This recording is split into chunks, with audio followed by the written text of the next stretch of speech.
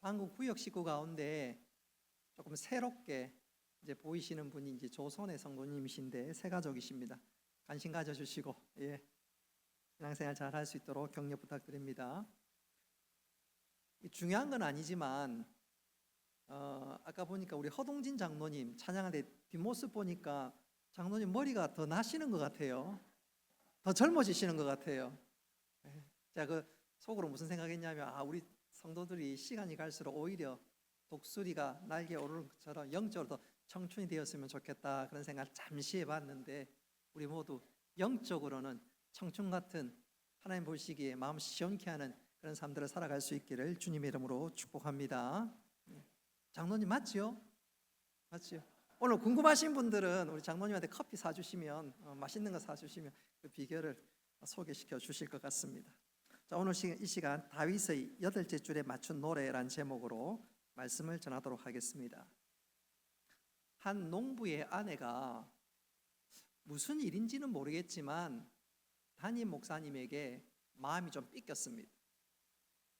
그러다 보니까 마음을 절제하지를 못하고 동네방네 목사님에 관한 험담을 쏟아놓기 시작했습니다. 그러다 보니까 교회는 물론이거니와 마을에 목사님에 대한 안 좋은 소문이 퍼지고 말았습니다. 일이 그렇게 커지자 이분이 깜짝 놀랐습니다. 내가 의도한 거는 그게 아니고 또 나는 그런 의도는 사실 없었는데 설상가상으로 목사님에 대한 오해가 점점 커지니까 안 되겠다 싶어서 목사님에게 쫓아갔습니다. 그리고 목사님, 사실은 여차여차해서 제가 잘못했습니다. 목사님 용서를 빕니다. 그 말을 들으니까 목사님이 좀 괘씸하기도 하고 또 한편으로 그분에게 그 여집사님에게 이렇게 얘기합니다. 알겠습니다. 제 부탁 한 가지만 들어주시면 제가 다 용서하겠습니다. 그러자 목사님 기꺼이 그러지요. 아무 그러고 말고요. 그랬더니 목사님이 하시는 말씀이 지금 빨리 집에 가서 암탉의 깃털을 다 뽑고 그 깃털을 바구니에 담아 오십시오. 목사님 용서해 준다는 말을 들으니까 그 자리에 쫓아가서 1시간이 채 되지 않아서 집에 암탉의 깃털을 다 뽑아왔습니다. 그랬더니 목사님이 하시는 말씀이 이제 다시 마을로 돌아가서 뽑았던 그 깃털을 마을 길 모퉁이마다 그 깃털을 다 뿌리고 돌아오세요. 목사님이 그렇게 하라니까 하긴 해야 되겠는데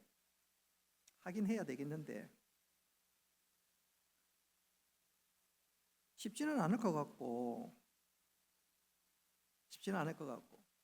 그래도 목사님 그렇게 말씀하시니까 그렇게 순종했습니다. 깃털을 다 뽑고 이제 돌아와서 목사님 이제 저를 용서해 주실 거지요? 그때 목사님께서 또 하시는 말씀이 이제 마을로 다 돌아다니면서 그 깃털을 모아오세요. 단 하나도 잃어버린 것이 없도록 해야 합니다. 그 얘기를 들었던 여집사님, 아이고 목사님 그건 불가능하지요. 이미 바람에 사방으로 다 흩어졌을 건데 제가 어떻게 그걸 다 모아올 수 있겠습니까? 그제서 목사님께서 그 여인에게 그 집사님에게 하고 싶었던 가장 중요한 교훈을 한 가지 알려주기 시작했습니다. 집사님, 깃털을 다시 모을 수 없는 것처럼 제가 집사님을 용서하더라도 집사님이 말한 그 거짓된 말을 일으킨 피해를 취소할 수 없다는 사실을 명심하십시오. 그 말을 듣고 그 여집사님은 얼마나 그 말이 본인에게 충격이 되었겠습니까? 이처럼 우리가 내뱉은 말은 돌이킬 수도 없고 또 그 말의 힘은 얼마나 대단한지 보여주는 일화, 사건, 에피소드라고 할 수 있겠지요. 오늘 읽은 말씀은 바로 말의 위력, 말에 관한 내용입니다. 그리고 그 내용을 누가 기록했지요? 다윗이 기록했습니다. 이제 설교의 본론으로 들어가고자 하는데 우리가 듣는 속담 혹은 자주 쓰는 말 중에 이런 말이 있지요. 목소리 큰 놈이 이긴다. 목소리 큰 놈이 이긴다.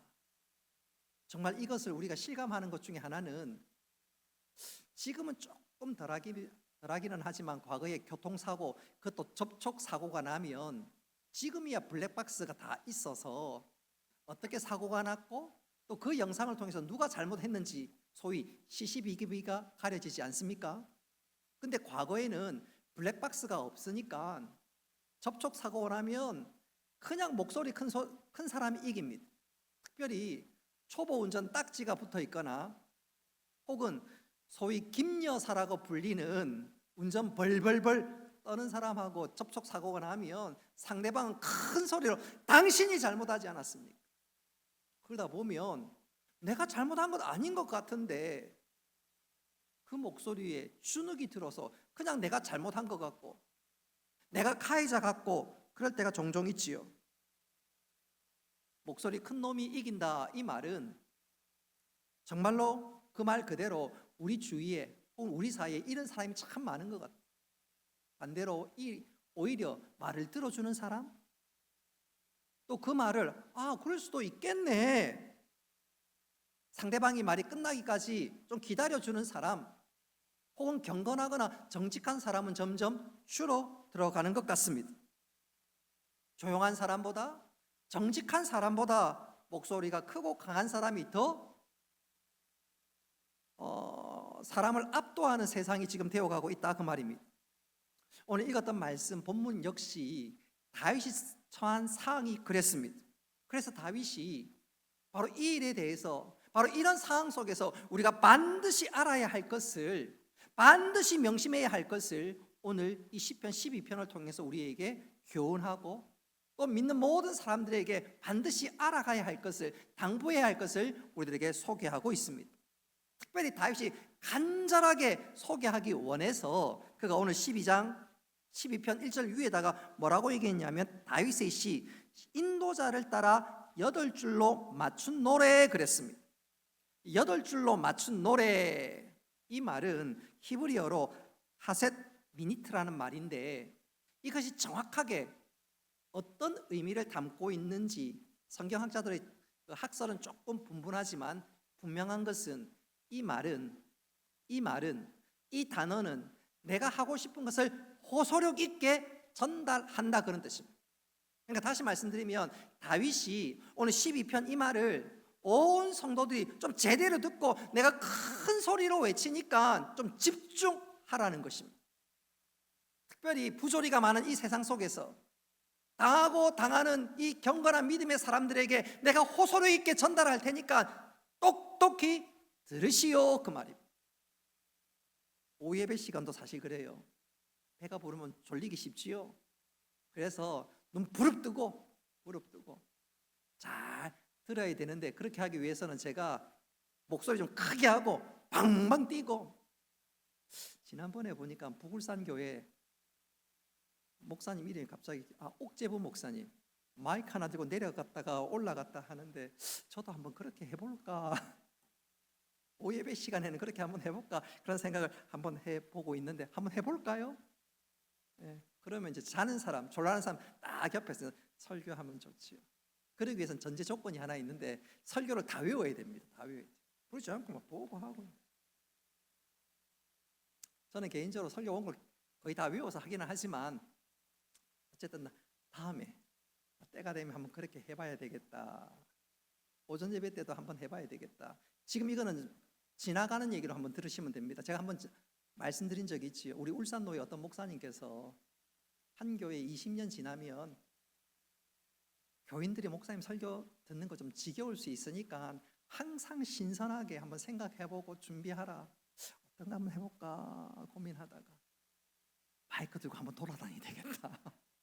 그 생각을 한번 해봤는데 모르겠습니다. 어떻게 하려는지. 자, 어쨌든 오늘 다윗이 호소력 있게 전달하고 큰 소리로 외치면서 성도들로 하여금 똑똑히 기억나게 해야 될 오늘 중요한 세 가지를 오늘 본문에서 다윗은 전달하고 있습니다. 첫째는 1절부터 4절까지 말씀을 통해서 다윗은 지금 악한 사람들이, 악인들이 어떤 못된 짓을 하고 있는지 바로 그 잘못을 지적하고 보여주고 있습니다.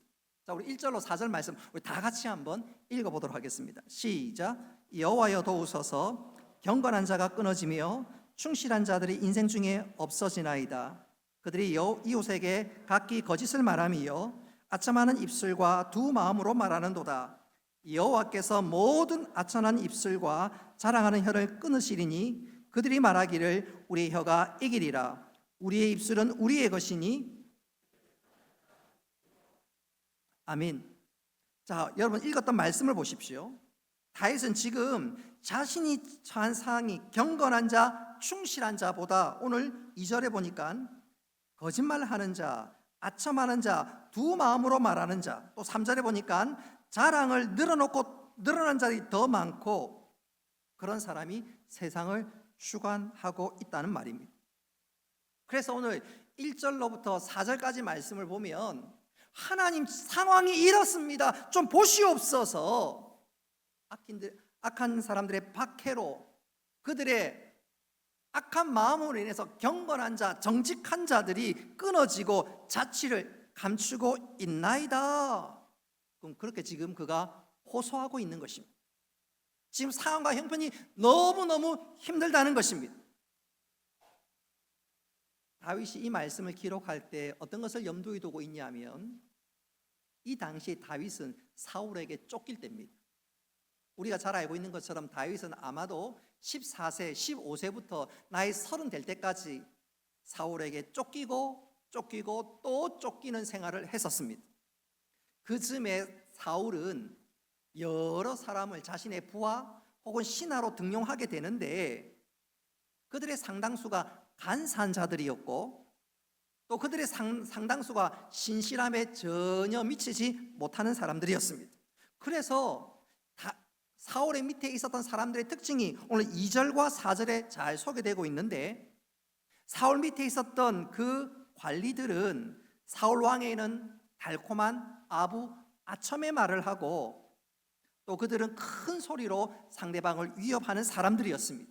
2절에 그 사실이 나오지요. 또 4절에 보면 한 걸음 더 나아가 그들은 자신의 입술로 자신의 혀로 나는 모든 것을 할 수 있노라고 당당하게 외치는 자들이었습니다. 심지어 4절에 보면 자기를 주관할 그 누구도 없다라고 정말로 악한 말들을 쏟아내고 있습니다. 그들이 이렇게 큰 소리치는 가장 중요한 이유는 하나님에 대한 두려움이 전혀 없었기 때문에 그렇습니다. 하나님께서 모든 것을 불시간에 다 지켜보고 있다는 사실을 잊어먹고 얼마나 큰 소리 치는지 얼마나 악한지 그래서 오늘 다윗은 그 형편에 대해서 8절에 이렇게 토로합니다. 우리 8절 말씀 다 같이 한번 읽어보도록 하겠습니다. 시작.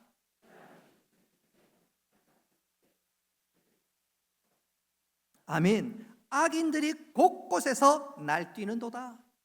지금 다윗이 호소력 있게 자신의 형편을 전달하는데 악인들이 날뛰고 경건한 자들이 그야말로 힘을 잃고 자취를 감추고 그야말로 너무너무 답답한 상황 또 답답한 심정이었습니다. 이것이 다윗이 첫 번째로 호소력 있게 내뱉는 말이었습니다. 이어서 다윗은 더 호소력 있는 말을 전달하는데 그것이 5절에 기록되어 있습니다. 우리 5절 말씀 같이 한번 읽어보겠습니다. 시작.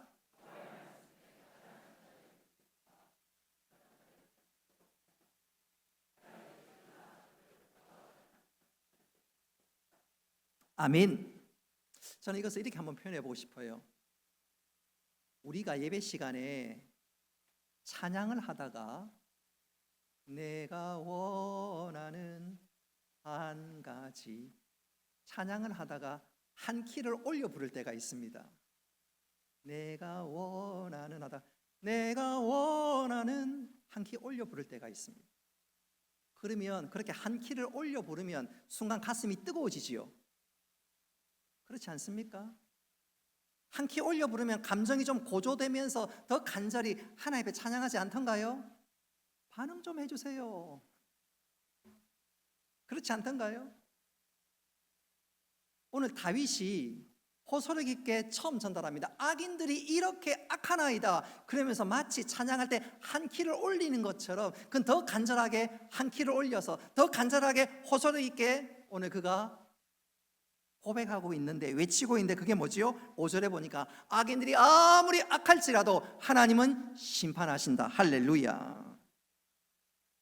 악한 사람들은, 다윗 밑에 간사한 사람들은, 아첨 아부하는 사람은 하나님을 두려워하지 않았습니다. 아니, 하나님이 있는 것으로 생각지도 않았습니다. 보이지도 않으니까, 자기가 잘 되고 있으니까 하나님에 대한 두려움이 전혀 없었습니다. 그러니까 경건한 자들이 기가 죽고 자취를 감추고, 바로 그때였습니다. 다시 오늘 5절 말씀해 보니까 궁핍한 자들의 탄식으로 말미암아 하나님은 경건한 자의 기도, 경건한 자의 탄식을 듣고 계셨습니다. 할렐루야. 하나님은 그의 사랑하는 자들, 사랑 아들 딸들 한 번도 잊은 적이 없습니다. 눈동자처럼 지키시고 살피시고 품에 안아주신 줄 믿으시기를 바랍니다. 그리고 마침내 하나님께서 그들을 구원하시는데 5절 보십시오. 맨 마지막에 보니까 내가 이제 일어나 그가 원하는 안전한 지대로 두시리로다. 악한 자들이, 간사한 자들이 자신의 세상인 것처럼 떠버리고 외치는 것 같을지라도 그 위에 하나님이 지켜보시고 당신의 백성들을 보호하시며 마침내 안전한 곳으로 세워주실 것입니다. 여러분, 다윗의 이 고백은 그냥 지나가는 말이 아니라 하나님께서 이 다윗의 고백 그대로 하나님께 역사하시고 하나님께 책임져 주시는데, 대표적인 예가 있다면 성경책 가운데, 구약 성경 가운데 에스더서입니다. 에스더서. 여러분, 에스더서를 읽어보면 그 시대적 배경이 전 세계를 페르시아가 다스릴 때였습니다. 페르시아 이전에 대단했던 제국들이 있었죠. 제일 먼저 아수르 제국입니다. 솔로몬이 죽고 난 이후에 이스라엘이 남북으로 나뉘게 되는데, 북이스라엘이 그 아수르에 의해서 주전 722년경에 멸망당합니다. 그리고 아수르 이후에 생긴 또 대제국이 바벨론 제국인데, 이 바벨론 제국이 주전 586년경에 남유다를 멸망시킵니다. 아수르와 바벨론을 거쳐서 그 다음에 대제국이 일어났는데 그 제국 이름이 페르시아 제국입니다. 이 페르시아 제국은 주전 538년경에 그 근동 일대를 다 정복했고, 이스라엘 백성들이 바벨론 포로 70년 끝내고 예루살렘으로 귀환할 수 있도록 도와줬던 왕이 그 유명한 고레스였습니다. 자, 그러니까 이 페르시아는 전 세계를, 그 중동 일대를 다 다스리고 있으니까 그 당시에 페르시아 제국의 총리가 되거나 고위 관료가 되면 얼마나 어깨가 으쓱으쓱 하겠습니까? 바로 그 즈음에 왕 다음으로 총리로서 페르시아 제국의 제2인자가 있었는데 그 사람이 하만이라는 사람입니다. 왕 다음의 사람이니까 얼마나 기고만장하겠습니까? 그런데 그 사람은 아말렉 출신이었고, 아말렉 출신이다가 보니까 유대인이었던 모르드게가 나는 다른 거는 몰라도 저 아말렉 출신만큼은 내가 절할 수 없다. 내가 저 사람에게는 고개를 숙일 수 없다. 여러분, 아말렉이 어떤 사람이냐면, 족속이 어떤 족속이냐면, 출애굽기 17장에 보면 이스라엘 백성들이 출애굽할 때 이스라엘 백성들을 뒤에서 공격해서 힘들게 만들었던 악한 무리가 아말렉 족속이고, 우리가 잘 아는 것처럼 모세가 두 손을 들고 기도하고 아론과 홀이 그 손을 붙잡아 주면서 큰 승리를 거뒀던 것이 바로 그 아말렉과의 전쟁에서 승리했던 사건입니다. 그 위로 하나님께서는 이 아말렉에 대해서 진멸할 것을, 또 이 아말렉에 대해서는 하나님께서 당신의 선한 얼굴을 향하지 않겠노라고 말씀했는데, 그러다 보니까 이 모르드게 입장에서는 내가 다른 것은 모르겠고 저 아말렉 출신 하만에겐 내가 절하지 않으리라, 고개 숙이지 않으리라. 반대로 하만 입장에서는 내가 2인자인데, 그럼 모르드게를 보면 괘씸한 거 아니겠어요? 좋다, 내가 저 모르드게 가만히 안 둔다 뿐만 아니라 저 모르드게가 어느 민족 출신이지? 그 민족까지 다 없애겠다. 그래서 하만이 모르드게와 유다 민족을 다 멸하려고 하는데 중간 내용 각설하고 하나님께서 그 상황을 역전시키십니다. 에스더를 통해서, 모르드게를 통해서 역전시킵니다. 그 결과 하만은 모르드게를 준비해줬던 큰 장대 막대 위에 오히려 자신이 매달려 죽음을 당하고 모르드게를 비롯한 온 유다인들이 죽음에서 구원받는 역전의 은혜를 경험하게 되는데, 그 역전의 은혜가 얼마나 컸던지 그들은 감사해서 절기를 지키게 되고, 그 절기가 그 유명한 부림절입니다. 자, 어쨌든 다윗이 고백한 그대로 하나님, 악인들이 설치고 경건한 자들이 지금 사라지고 있습니다. 힘들어하고 있습니다. 하나님 보시옵소서. 한 키 올려서 하나님 도와주시옵소서. 하나님 살아계시지 않습니까? 하나님 그 믿음 그대로, 그 믿음대로 역사하신 줄 믿으시기를 바랍니다. 오늘 5절에서 1절부터 5절까지 이런 흐름을 여러분 아시겠지요? 6절부터는 다윗이 또 한 키 올리십니다. 또 한 키 올려서 우리로 친다면 더 간절한 목소리로 호소력 있게 외치기 시작합니다. 우리 6절 말씀 다 같이 한번 읽어보겠습니다. 시작.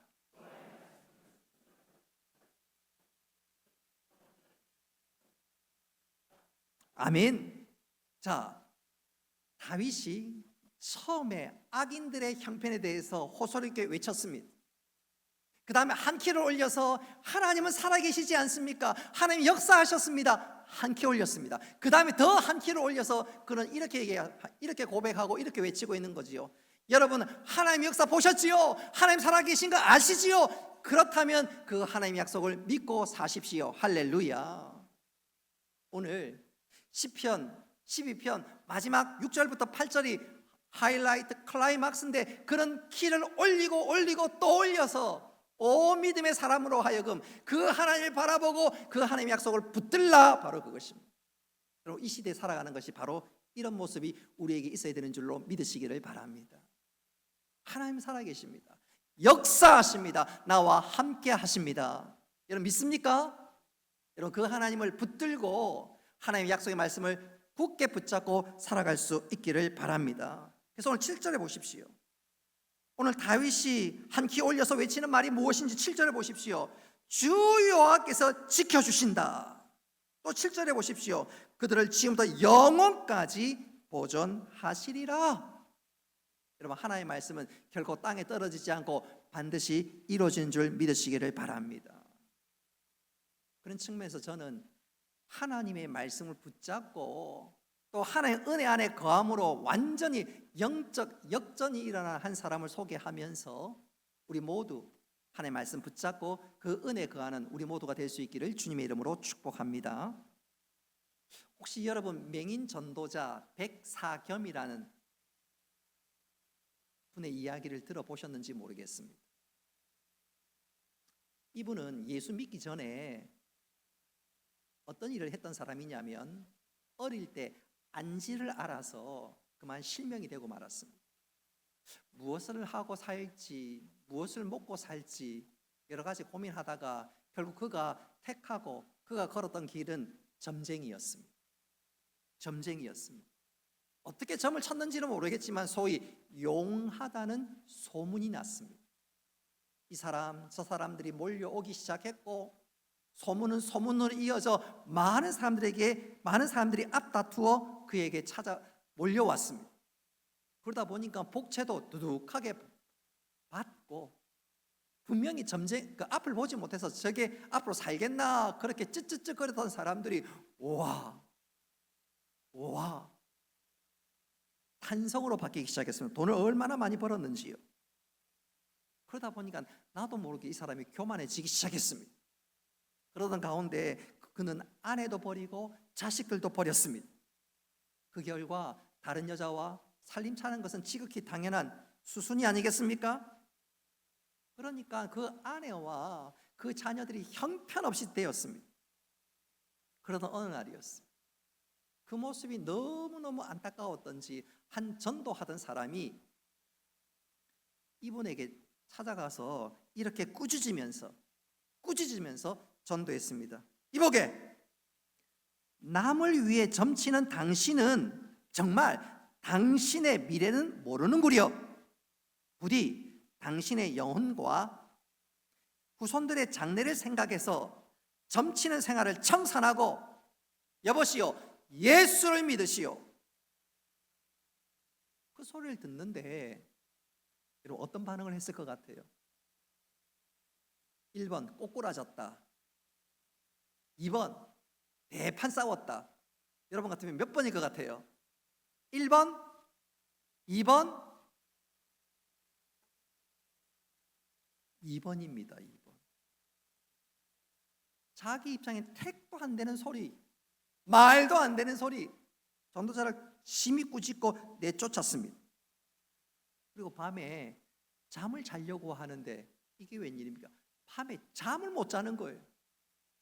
낮에 들었던 그 외침이 계속해서 자신의 귀를 때리는데, 당신과 자식이 멸망당할 짓을 그만두고 예수 믿고 천당 가시오. 예수 믿으시오. 망하는 자리에 나와서 예수 믿으시오. 밤에 자는데 이쪽에 누우면 예수 믿으시오, 저쪽에 누우면 예수 믿으시오, 바로 누우면 두 귓구멍으로 예수 믿으시오.